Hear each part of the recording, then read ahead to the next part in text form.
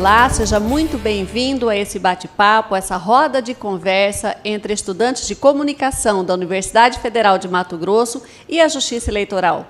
Este bate-papo faz parte de um projeto mais amplo que visa estimular o controle social sobre campanhas eleitorais. Estão conosco o juiz de direito Lídio Modesto da Silva Filho, o coordenador de controle interno do TRE, Daniel Taurines, e os estudantes Jonathan e Mark. Eu começo aqui com o doutor Lídio Modesto. Doutor Lídio, qual é a importância da Justiça Eleitoral levar esse tema, controle social, para a academia e trazer os estudantes para dentro da Justiça Eleitoral?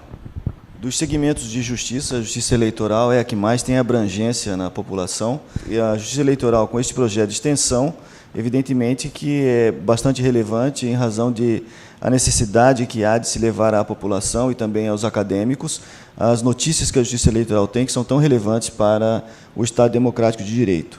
O envolvimento de segmentos como da área da educação e com a academia fazem com que todos os processos que são realizados pela Justiça Eleitoral se tornem mais relevantes e mais abrangentes e mais acessíveis. Daniel, você é um incentivador, um apaixonado pelo controle social, e você sempre repete que o controle social é a única maneira, a única solução para o combate ao Caixa 2 de campanhas eleitorais. Como é que você está sentindo esse projeto? E depois eu gostaria de ouvir os estudantes, né, sobre esse tema. O controle social é a oportunidade que a sociedade brasileira tem de mudar o sistema posto. Infelizmente, com várias denúncias na mídia, se notou que o financiamento de campanhas foi péssimo para a democracia brasileira. E como combater as irregularidades do passado? Somente com a fiscalização de todos, não apenas da Justiça Eleitoral. A Justiça Eleitoral sozinha ela não consegue fiscalizar tudo o que acontece em todo o Estado, na arrecadação ou nos gastos das campanhas. Quando o cidadão eleitor ele conseguir entender a importância dele de acompanhar, de questionar seu candidato, verificar quem está financiando a campanha dele, até para questionar, por exemplo, um partido que defenda a natureza, como ser financiado por um desmatador, um empresário que desmata. Então, assim, a sociedade precisa se questionar, precisa votar consciente, e somente com o controle social, acompanhando o dia a dia dos candidatos, acompanhando a arrecadação e os gastos declarados, que muitas vezes os candidatos não declaram tudo. O Caixa 2 é evidente, existe sim. Então, como combater isso? Somente com o apoio de toda a sociedade. Então, o controle social é a única saída. Infelizmente, o Brasil ainda é um país com pouca participação social. Já conseguimos visualizar algo embrionário na questão das redes sociais, do Facebook, de aplicativos, mas, assim, de uma forma conceitual e para todos, ainda não temos. E aí, essa oportunidade de conversa, de debate com a academia, possibilita até divulgar a importância dessa ferramenta de controle externo, que é um controle de fora das instituições, e possibilita também o avanço à democracia, porque somente com o controle social efetivo será possível melhorar o país. Bom dia Lídio, bom dia doutor Daniel. A gente sabe que é de extrema importância a população fazer sua parte de fiscalizar e observar onde seus candidatos estão investindo o seu dinheiro, para onde eles estão indo, qual é a rota ali de campanha, e só que nem sempre a gente sabe de onde de fato vem esse dinheiro, porque tem, por exemplo, no caso dos presidenciáveis, né, a declaração dos bens, a gente viu uma discrepância muito grande, uns declarando milhões, outros declarando na casa dos 1.000.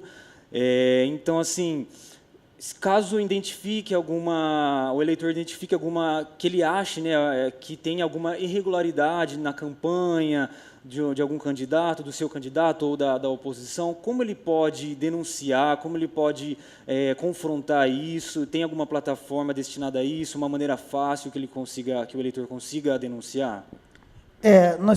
Na questão da denúncia, nós temos o aplicativo Pardal, direcionado para a questão das denúncias. É importante frisar que a questão do controle social não é apenas nas irregularidades. O que é o controle social é você acompanhar tudo, até a despesa correta, a arrecadação correta. Então, não tem nada a ver com a questão específica de denúncias.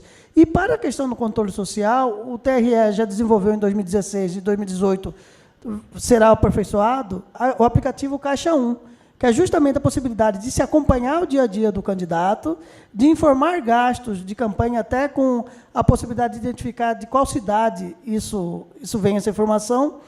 E aí a Justiça Eleitoral tem ferramentas de cruzamentos e até verificar se está no Caixa 2 ou se está declarado efetivamente na prestação de conta. Essa possibilidade de verificar os bens dos candidatos já é uma ferramenta interessante, porque até no aplicativo Caixa 1 você pode buscar, e também no Divulga Candidaturas, que está disponível no site do TRE e do TSE, o histórico de vida do candidato. Um candidato que já disputou várias eleições, você pode, através do link de eleições anteriores, buscar a declaração de bem lá da eleição há 10 anos atrás. E talvez tentar até questionar o candidato por que evoluiu, por que perdeu o patrimônio. Então, é importante que tanto os jornalistas acompanhem, como a sociedade, e se questione os candidatos sobre essas informações. O mais importante é que as informações reflitam a realidade. Não pode um candidato estar com uma campanha de milhões na rua e informar uma declaração zerada. Então, isso, o questionamento é válido, e a Justiça Eleitoral recebe essas informações, algumas são repassadas para o Ministério Público Eleitoral, que faz a devida investigação para tomar a decisão do juiz. Então, assim, temos ferramentas, o 0800 também, a questão da Sala do Cidadão do Ministério Público Eleitoral e os aplicativos Caixa 1 e Pardal. Bom, é importante dizer que antes do advento da internet, somente as pessoas que detinham acesso à informação, como jornalistas e pessoas ligadas à área da comunicação, possuíam voz de crítica, voz de elogio, né? E com o advento da internet, sobretudo por meio das mídias sociais, foi dado voz para qualquer tipo de cidadão. Hoje nós verificamos uma participação maior, sobretudo nas redes sociais, de cidadãos de todos os níveis sociais e de todos os níveis intelectuais, manifestando-se a respeito de todo tipo de assunto. Isso fez, evidentemente, com que houvesse a necessidade de trazer esse povo participativo para o processo eleitoral. E, por meio das redes sociais, nós temos tido maior participação, foram criados inúmeros serviços à disposição deste pessoal que utiliza a rede mundial dos computadores. Como disse o Daniel, nós temos o Caixa 1, que é um aplicativo disponível para a população para que possibilite informar a Justiça Eleitoral e também ao Ministério Público situações relacionadas a fluxo de recursos, o que possibilita, por meio da transparência, por meio da rastreabilidade, verificar se houve uso indevido ou não de fluxo financeiro. E, com relação à propaganda eleitoral, nós temos o aplicativo Pardal, que você pode, qualquer cidadão comum, utilizando todas as plataformas Android e iOS, pode utilizar para trazer à Justiça Eleitoral situações em que ele acredite que seja irregular, que seja indevido, que seja uma situação violadora da legislação. Aqui nós temos o filtro, evidentemente, nós vamos verificar se aquilo se traduz em uma propaganda irregular, e as propagandas irregulares elas são punidas por meio de multa, que varia de 5 mil até cento e poucos mil reais, 106 mil reais, e se eventual situação caracterizar abuso de poder econômico ou abuso dos veículos de comunicação ou abuso de poder político, as sanções são maiores, podendo haver a imposição de multa e também a cassação de registro, se se tratar de um candidato, ou a cassação do seu mandato, se eleito for. Então, a participação social é importante, é o controle social, como disse o Daniel, que foi trazido o cidadão comum, o cidadão eleitor, sobretudo, para as fileiras do Poder Judiciário como órgão fiscalizador, mais um órgão fiscalizador. A estrutura do Poder Judiciário Eleitoral ela é enxuta, e a situação criada para se realizar uma eleição, para que o eleitor se destine no dia da eleição, esse ano, 7 de outubro, aperta o botão e confirma, existe um trabalho de 2 anos anteriores, gigantesco, de modo que o nosso pessoal tem trabalhos administrativos a serem realizados e a fiscalização exige a necessidade de uma participação do Ministério Público, dos serviços de inteligência, como nós temos o Gabinete de Gestão Integrada, para que saia à rua né, nas ruas e verifique se efetivamente há alguma situação de deslize. Bom dia, Mariane, Dr. Lídio, Bom dia. Daniel. Geralmente a percepção e a participação democrática do cidadão é muito estimulada em épocas de eleições. O que poderia ser feito para que essa percepção e participação na vida democrática do país acontecesse no período entre as eleições, no dia a dia do cidadão, na vida dele na escola, na existência dele de modo geral e comum? Eu penso que este projeto agora que nós estamos participando é um movimento muito relevante nesse aspecto. A divulgação disso, a divulgação da necessidade da participação social na democracia brasileira, emitindo opiniões de qualquer natureza, é importante. Eu penso que passa pela comunicação social, sobretudo das universidades, o embrião deste processo de participação popular no processo democrático, não somente em período eleitoral, em período de campanha eleitoral. Hoje estendeu um pouco mais a participação por conta da pré-campanha eleitoral, que se inicia no 1º de janeiro do ano de eleição. Mas ainda é muito tímida a participação nesse período, sobretudo da população, nem mesmo os políticos têm participado ativamente, somente nas redes sociais, e também campanhas que podem ser realizadas pela Justiça Eleitoral, pelo Ministério Público, pelas universidades. Eu penso que a responsabilização da participação social no processo democrático não cabe somente ao sistema de justiça, mas cabe a todos que têm interesse num país melhor. Certo. Eu queria partir para voltando um pouquinho que a gente tinha conversado antes, ambos citaram bastante sobre redes sociais, mídias sociais, e eu acho que a gente vive um contexto atualmente que é quase inerente a todos nós uma mídia social. Praticamente todo mundo tem e todo mundo usa. Só que isso acarreta em muita coisa negativa também. A gente vive também uma era das fake news. E em período eleitoral, período de campanha, a gente infelizmente percebe que cresce em grande escala a divulgação e a criação de fake news, principalmente para deteriorar a imagem de um ou outro candidato. Aí eu queria perguntar, sobre se existe alguma ferramenta do TRE, TSE em conjunto, que para combater fake news, para tentar que essas notícias falsas não se proliferem cada vez mais nesse período de campanha. Bom, a propaganda eleitoral é uma faculdade que o Poder Judiciário disponibiliza àqueles que pretendem ocupar um cargo público para que possam levar ao conhecimento da população seus feitos, seus projetos, suas plataformas de governo, suas ideias, para que também possa obter informações da população que efetivamente vive as suas peculiaridades em cada local. No entanto, nós temos visto, acompanhado ao longo dos anos, que este momento precioso que é destinado pela Justiça Eleitoral para que se possa haver um intercâmbio, uma interlocução do candidato com a população, tem servido de palco de verdadeiras guerras. Ao invés dele ocupar esse espaço para efetivamente levar as suas ideias, ele tem utilizado esse espaço para desconstruir imagens já construídas ou então construir imagens que efetivamente não existem. São as fake news.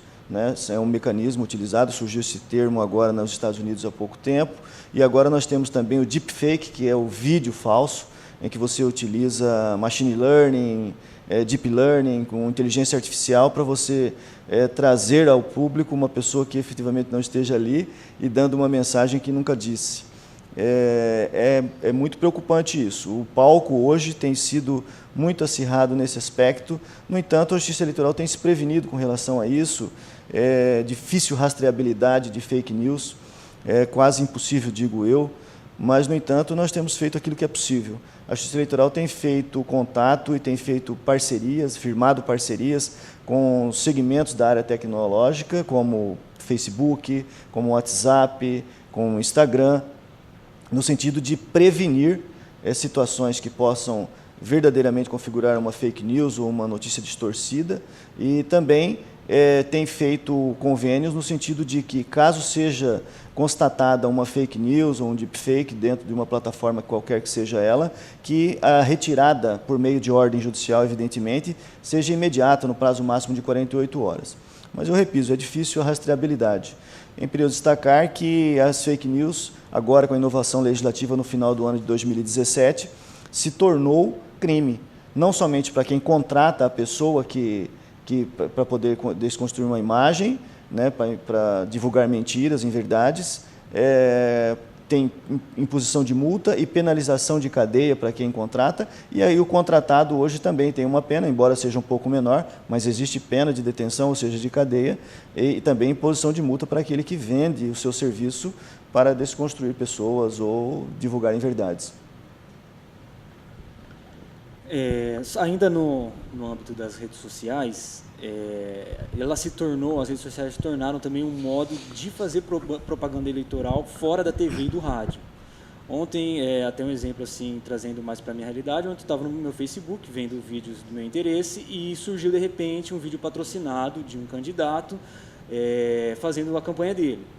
Então, assim, até onde isso, né, se tem um limite para esses patrocínios, até onde essas campanhas podem invadir o espaço ali do internauta, né, da pessoa que está usando sua mídia social, tem algum limite quanto a isso, como funciona? Bom, na verdade, a propaganda eleitoral ela tem se transformado muito rapidamente em razão da expansão da internet, né? E tem modificado. Eu tenho dito, inclusive, que muito em breve nós teremos o sistema de propaganda eleitoral sendo quase que na totalidade sendo executado pela internet, sobretudo que hoje a tecnologia já permite, né, vocês sabem melhor do que eu, que é possível realizar qualquer coisa que é feita na televisão no âmbito da internet, né? As web TVs hoje demonstram que é possível, inclusive, a realização de debate ao vivo, né, por meio da internet. Mas a televisão e o rádio continuam em evidência porque estão aí há anos e ocupam 98% das casas brasileiras. E a internet ainda não chegou a este patamar, embora caminhe a passos largos para chegar em 100%. E eu acredito que assim que tiver um pouco mais, ela vai se tornar mais importante que a rede de TV e de rádio. Não obstante isso, as multas maiores são para os veículos de comunicação de rede, como TV e rádio, porque o serviço é um serviço concedido e a propaganda eleitoral, nesse aspecto, tem um caráter invasivo. Você está lá no meio do seu almoço, com sua família, e surge a propaganda eleitoral. Na internet é diferente, tanto que não é paga, por quê? Porque o eleitor, o cidadão eleitor, ou interessado na informação, ele tem que digitar alguma coisa e buscar.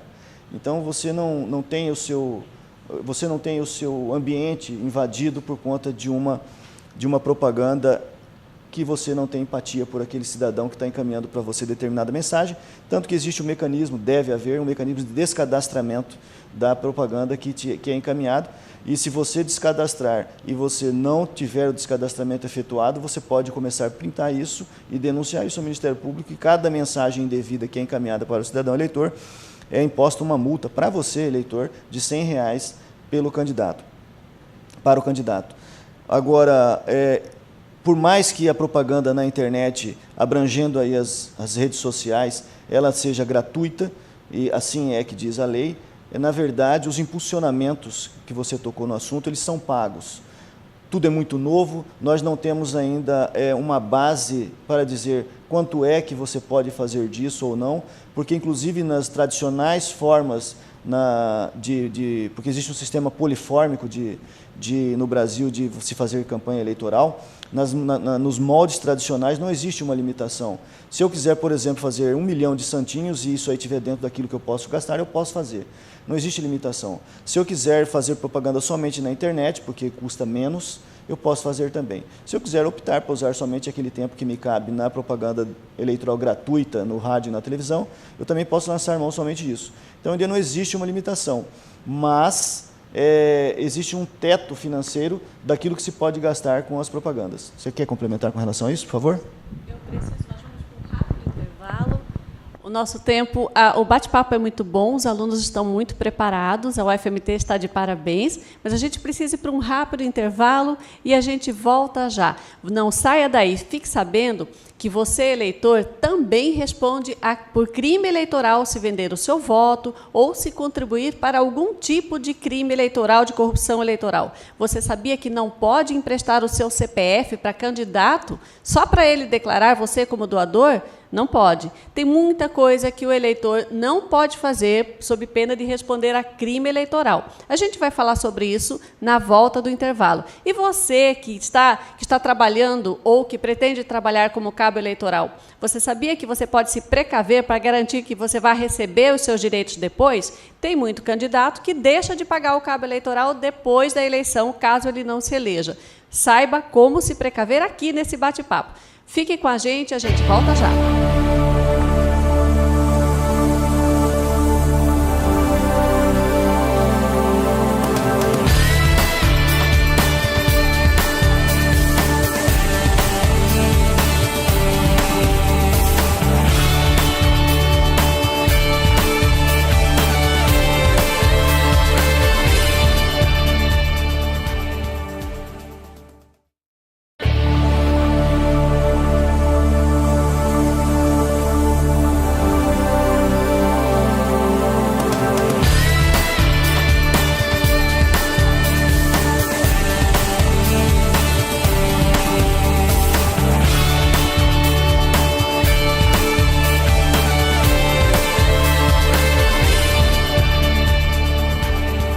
Voltamos com o nosso bate-papo aqui na Justiça Eleitoral. A Justiça Eleitoral e o Departamento de Comunicação do FMT juntos, promovendo o controle social sobre eleições.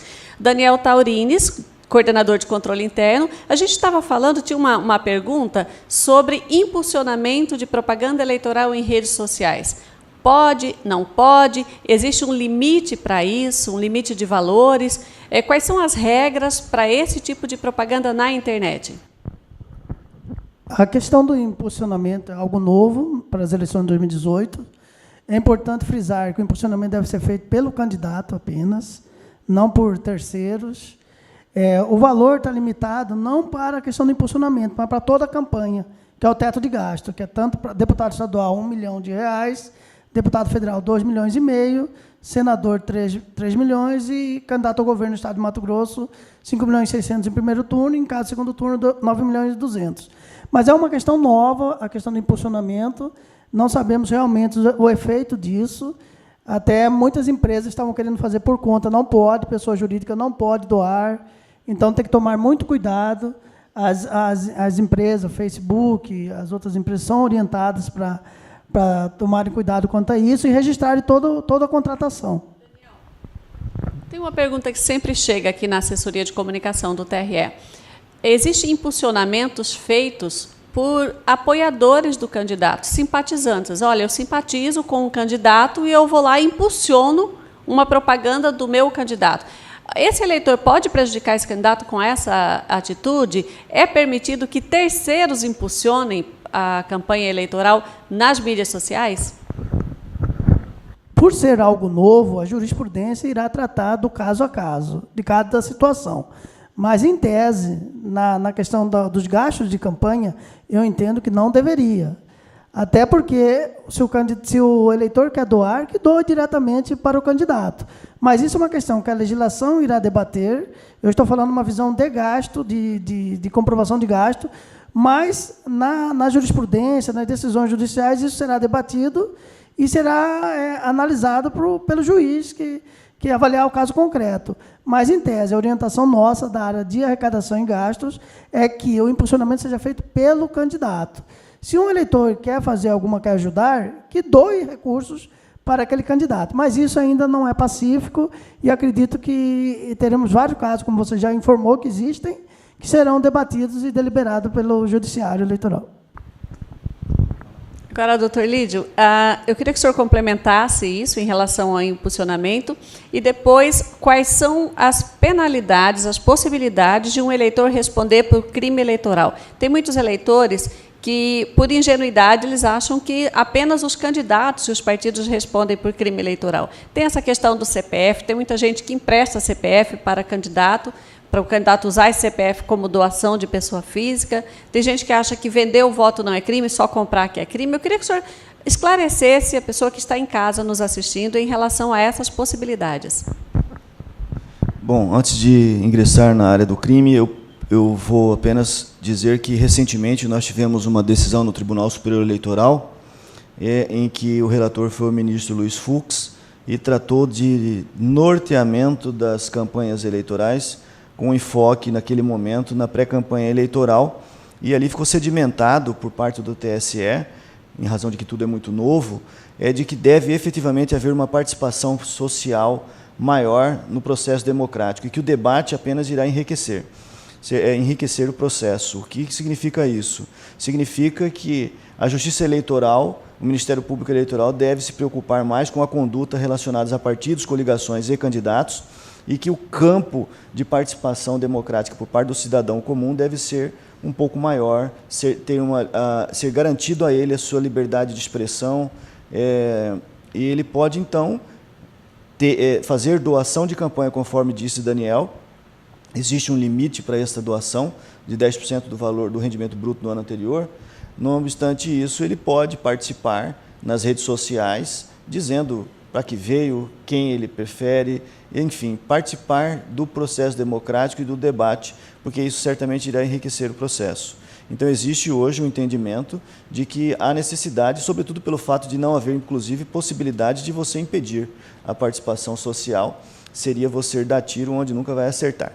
Agora, com relação à criminalização de condutas, a Justiça Eleitoral possui inúmeras sanções, não somente para aqueles que participam ativamente na disputa, os gamers que estão participando do jogo democrático, mas também, e de seus apoiadores, evidentemente, mas também do eleitor.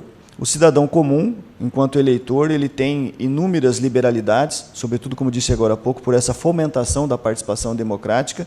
Ele pode, inclusive, no dia da eleição, utilizar broche, dístico de algum partido ou de algum candidato e se dirigir à urna eletrônica e mandar confeccionar camiseta, mas ele deve guardar a nota fiscal disso, sob pena de se aglomerar com mais algumas pessoas, configurar crime eleitoral, esta aglomeração, e ele ser preso no dia da eleição, podendo, inclusive, não ir votar se for preso antes de se dirigir para a urna eletrônica. E existem outras situações, como você divulgar notícias falsas, você ir embriagado para dentro de uma cabine de votação. Não existe lei seca, mas a conduta indevida do cidadão comum, naquele momento do Estado, né, aquilo ali é também penalizado. Você não pode também divulgar inverdade, sob pena de recair em condutas indevidas, não somente no momento eleitoral, mas ferindo direitos de personalidade, e você ser imputado a você a prática de condutas como calúnia, injúria, difamação. Isso é crime, não somente crime comum, mas também crime eleitoral. Participar de construção de inverdades, ou seja, você como profissional da área da tecnologia da informação, você construir memes, construir notícias falsas, também isso é crime no processo eleitoral, dentre outros inúmeros, transportes de eleitores. Há pessoas que se apaixonam por determinado candidato ou determinada ideologia partidária e coloca à disposição seu veículo no dia da eleição, sem prévia comunicação à Justiça Eleitoral, e, por conta e risco, ele participa dessa maneira. Isso aí também é uma conduta que configura crime eleitoral, o transporte ilícito de eleitores no dia da eleição ou durante o processo eleitoral. Eu percebo que mais quer fazer uma pergunta para o doutor Lídio ou para o Daniel? Sim, geralmente a sensação que o cidadão tem a respeito da Justiça Eleitoral, principalmente no julgamento de processos sobre candidaturas e candidatos que incorreram em algum pecado eleitoral, a sensação é de que a justiça demora muito. Não é frequente, 4, 5, 6 anos depois, a justiça ainda estar tratando e trabalhando um caso, e às vezes até o mandato já terminou.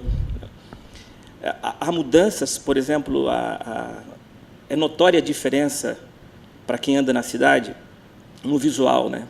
Hoje não se pode mais praticar algumas atitudes que se praticavam, né? Cartazes, faixas, né? A cidade está limpa. Isso é muito interessante, mas demorou muito, essa é a sensação. Agora, com esse novo ambiente eletrônico, né, nas mídias sociais, parece que está só começando. A sensação que se tem é de que a justiça vai vai ter que correr muito para acompanhar a dinâmica das mídias e das redes sociais.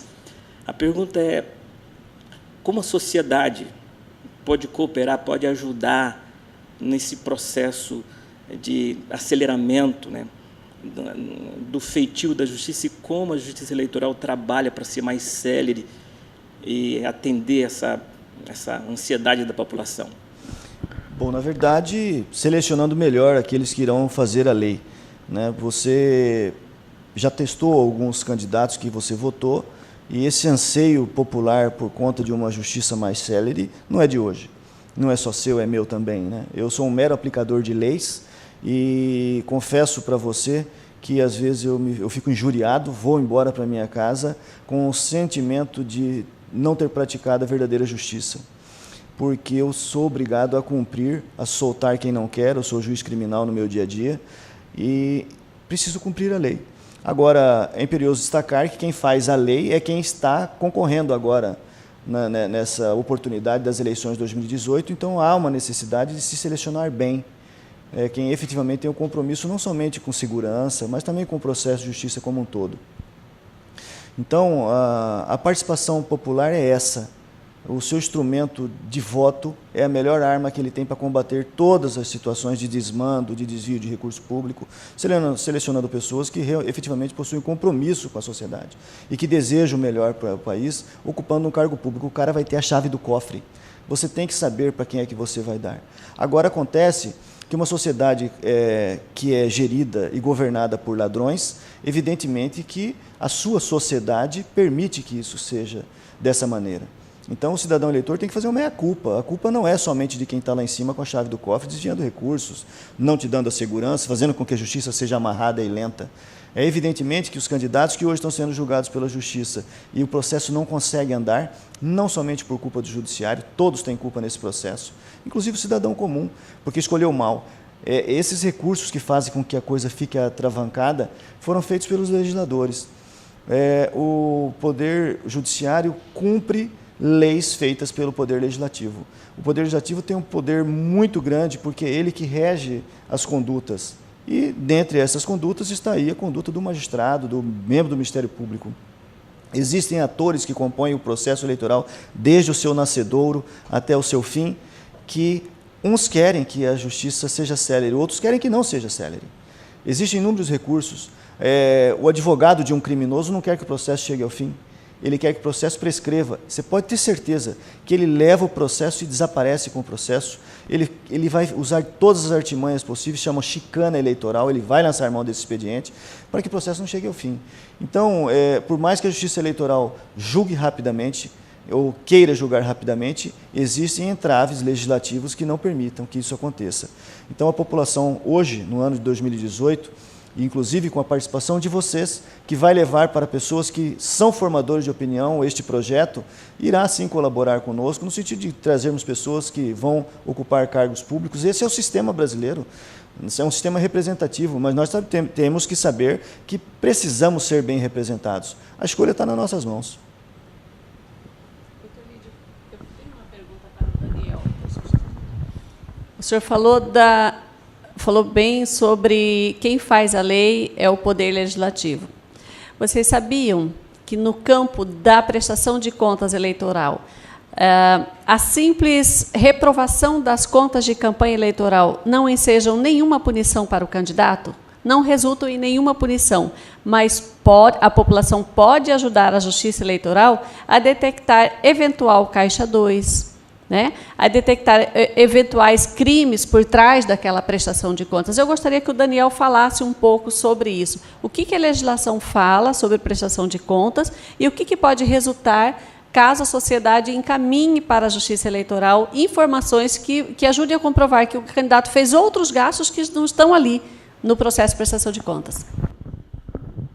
Realmente, como falou o doutor Lídio, o legislador ele define o rumo que a sociedade irá tomar.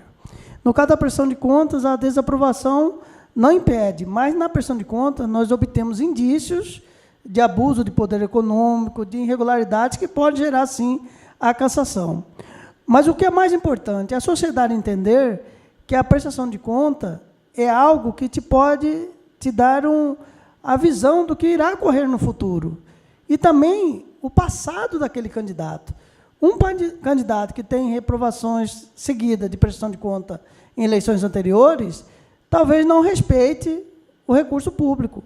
Então, é importante que o cidadão acompanhe e veja. E a maior sanção é a sanção do voto, é não eleger o mau gestor. Então, assim, a prestação de conta ela vem para dar esse enfoque e essa transparência. Se nós não tivéssemos prestação de conta, não saberiam nada que acontece, o mínimo. É verdade que temos, sim, caixa 2 de campanha, e por isso que nós temos que nos aperfeiçoar a cada eleição para evitar que isso aconteça, que tudo seja prestado na prestação de conta. Essa questão da sanção, na questão de contas de forma geral, é uma coisa relevante. Nós podemos, assim, no dia a dia, ver a questão dos condomínios. Muitos moradores reclamam que o condomínio está isso, mas nenhum vai à assembleia do condomínio a maioria, pelo menos, não vai executar o controle daquela situação. E quando acontece um desvio, alguma coisa relevante, reclamam. Então, o cidadão ele deve acompanhar a prestação de conta dia a dia. A legislação mudou a partir de 2016, a questão da prestação de conta concomitante, de 72 horas, recebeu um dinheiro, deve informar. Se tem um candidato que não informou até agora, a sociedade tem que abrir o olho com aquele candidato. O que ele quer esconder? E, talvez, executar a maior das penas, não dar o voto para aquele candidato. Então, assim, a questão da sanção é uma questão realmente preocupante, da falta de sanção efetiva.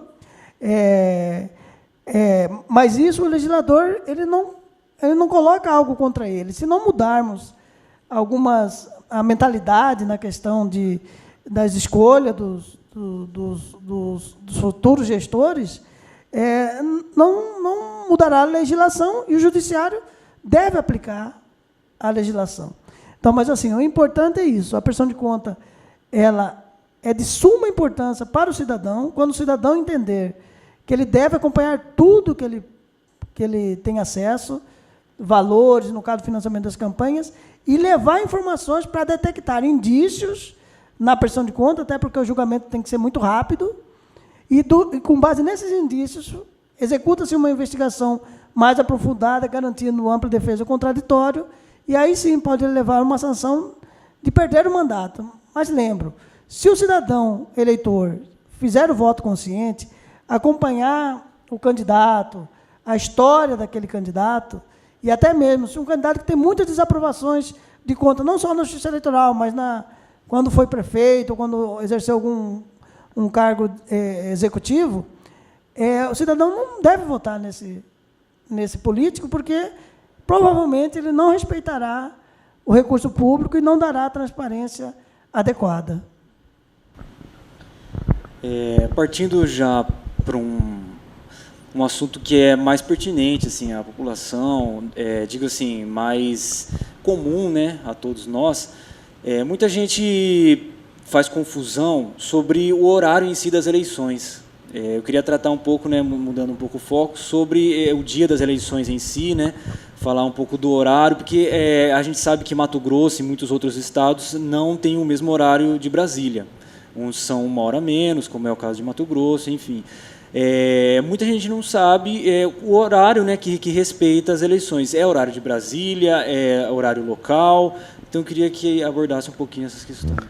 Esse assunto é interessante, sobretudo pelo fato de que houve uma demanda judicial, inclusive, por parte de alguns estados, e houve a decisão agora, recentemente, por parte do Tribunal Superior Eleitoral, determinando que o horário a ser respeitado no dia das eleições é o horário do estado em que está havendo a eleição. Então, nós devemos respeitar o fuso. Houve esta demanda por conta de um atraso na prestação do resultado nas eleições anteriores, porque nós tínhamos um período de horário de verão, se não me engano, nas últimas eleições, e o estado do Acre tem uma defasagem de horário muito grande em relação ao horário de São Paulo, horário de Brasília, horário de Fernando de Noronha.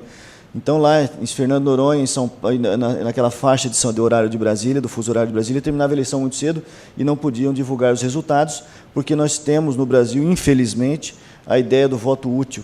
Né? A pessoa não quer perder meu voto. Então, ele começa a ver o resultado já de uma de uma divulgação que ocupa o Nordeste, toda aquela faixa que existe um corpo de eleitores muito grande, um colégio eleitoral de mais de 60% do eleitorado brasileiro, e ele vê, tem quem está ganhando, eu vou votar em quem está ganhando. E aí ele vota em quem está ganhando, o que é errado. Infelizmente, existe isso no Brasil. Então, o horário a ser respeitado é o horário local. São Paulo vai ter que esperar, Brasília vai ter que esperar o Acre terminar às 17 horas o encerramento das eleições para começar a totalizar os seus resultados. Eu tenho uma pergunta que visa proteger as pessoas que trabalham como cabo eleitoral. É comum a gente receber reclamações e a gente encaminha para a Justiça do Trabalho todo o período pós-eleição de cabos eleitorais que foram contratados apenas verbalmente. Passadas as eleições, quando o candidato não se elege, aquele cabo eleitoral é abandonado sem o devido pagamento. O que a pessoa pode fazer para se precaver, para não ser abandonado sem pagamento, como acontece em todas as eleições, né? Desde já, o que eles podem fazer para prever esse tipo de problema? É importante esclarecer que não existe vínculo trabalhista nessas contratações agora no período eleitoral. Então, isso é bom que fique bem claro. Mas a orientação que a Justiça Eleitoral repassa é que o cabo eleitoral firme um contrato simples e, se possível, utilizando até a ferramenta do Caixa 1, registre, tire uma foto daquilo, registre o CPF e envie para a Justiça Eleitoral. Mas o que é mais importante é que o cabo eleitoral firme uma contratação. Se assinar algum recibo, assinar algum documento, que fique bem claro o que tem que fazer, o horário e o valor. Porque, passada a eleição, quem perde a eleição, muitas vezes, dá calote nos compromissos. E se a pessoa não tem nenhum documento, é mais difícil comprovar. A situação não será resolvida pela Justiça Eleitoral, porque é uma relação entre partes. Também temos o problema da questão que não gera um vínculo trabalhista. Então, assim, é importante que tenha essa comprovação, que fique bem claro aquele pacto entre o cabo eleitoral e o candidato, e, se possível, recebam antes do dia da eleição. Porque para receber depois do dia da eleição, a questão é mais complicada. Mas eles podem se resguardar exigindo aquela contratação, não aceitando, por exemplo, que já foi detectado em eleições anteriores, a assinatura de um recibo eleitoral, que seria uma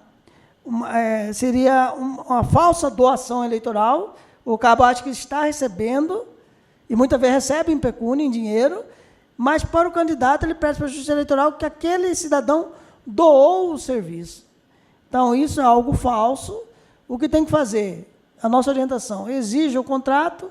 Se quiser registrar, tira uma foto no Caixa 1, até para depois nós compararmos se foi pago pelo Caixa 2 ou não na prestação de conta, porque nós faremos o cruzamento de dados.